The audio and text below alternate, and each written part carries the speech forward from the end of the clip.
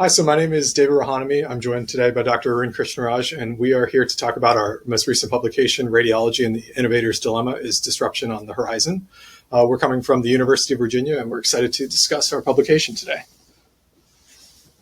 So to start out, I would like to ask Dr. Krishnaraj, what is the Innovator's Dilemma, and what is sort of the general premise of the paper? The Innovator's Dilemma is based on a book by Clayton Christensen, a longtime business school professor at Harvard, who raised the idea that rather than businesses being displaced by competitors in the same space fighting for the same customers, rather they were often disrupted by providers who were able to serve a lower demand user.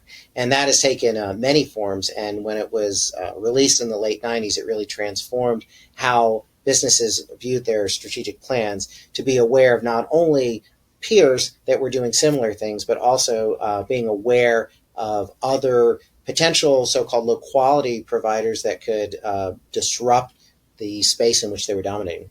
I see.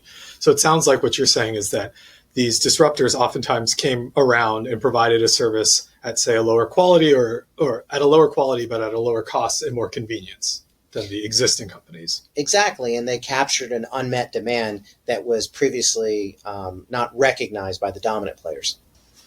So would you be able to expand on this idea anymore using one of the examples from Christensen's book?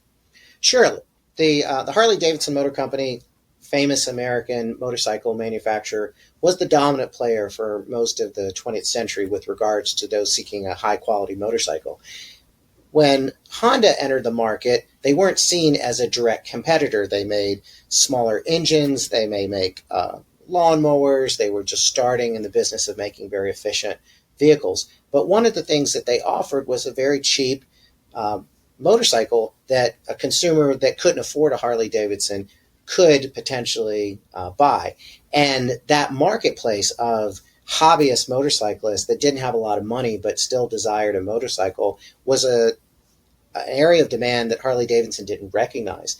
And Honda was able to capture this market, and due to the feedback they got from customers and iterations in their product, eventually came to the place where they dominated the marketplace and their bikes were considered as high quality as Harley-Davidson. So I think a lot of people think of medicine as insulated from this type of disruption due to many of the protections in medicine. So why do readers of AJR care about this issue? Sure. So I think everyone who's practicing in the field of radiology right now is feeling the brunt of the global workforce shortage. And that is leading to huge backlogs on reading diagnostic work lists or backlogs in scheduling procedures. And that demand for our service, which is critical to patient care, is not going to continue to go unmet. These prolonged report turnaround times for diagnostic work or next available appointment is going to be captured by somebody and something. And yes, regulation has thus far insulated a lot of disruption from happening in medicine, but now we have the emergence of non-physician radiology providers. And I think they're going to play a larger role. And right now, while we don't see them as direct competitors in either the diagnostic or procedural space, I think we're seeing in various different practice types, whether that be academic or community, the growing role that these non-physician radiology providers are having. First, at supplementing and complementing the work that the radiologist does, but with the advent of artificial intelligence, possibly disrupting and capturing an untapped market. So what is that untapped market? That is the so-called low demand user. So in an academic institution, a subspecialist referring provider wants a subspecialist radiology read. But in a community hospital where an emergency department is operating at capacity and they just need to know whether or not a patient has appendicitis or not, or has gallstones or not, with the advent of AI coupled with the skill set of a non-physician radiology provider, you have the potential that demand could be met by those individuals. Right. So I think that's an important point to emphasize, that it's this supply and demand mismatch and the inability to increase the supply from a radiologist's side to meet the growing demand that creates this sort of vulnerability within the radiology market. Exactly. And And David, you did an excellent job of depicting what this would look like graphically and how that might impact the way that we see these non-physician radiology providers with AI enter the workspace. So why don't you talk a little bit about this particular graph? Sure. So this particular graph is showing a theoretical demand over time. So on the y-axis, we have performance, and on the x-axis, we have time. And the three black lines show three different types of customers: the high end, the average, and then the low demand consumer. And we can see that over time, they all naturally have increases in performance expectations over time. And in this theoretical example, a board-certified radiologist provides a performance sufficient to meet any portion of the market, including the high-demand consumer, and we expect that the radiologist would continue to meet these demands. On the other hand, we already have non-physician radiology providers, as you've mentioned, Dr. Krishnaraj, who are able to service some of the low-demand consumers. So like you said, certain things like radiographs, ultrasounds, et cetera, out of primary care offices. And the expectation is left alone that the non-physician radiology providers would continue to serve sort of the low performance, low demand consumers, but would be unable to meet the demands of some of the higher end of the market. However, if you were to add AI in either a modest projection or a more aggressive increase in performance, then the non-physician radiology providers could start to meet more and more of the performance demands of the markets and cut into some of the radiologists' market share. So that's an excellent explanation of this particular graph, and I commend you for being able to, map out what this may look like. But as a trainee who's on the precipice of completing residency, you'll start fellowship in abdominal imaging beginning in July. Does this make you anxious about what kind of future that you will have in the specialty? Does it portend any kind of loss of work, or do you see radiologists begin to shift or adapt to the marketplace?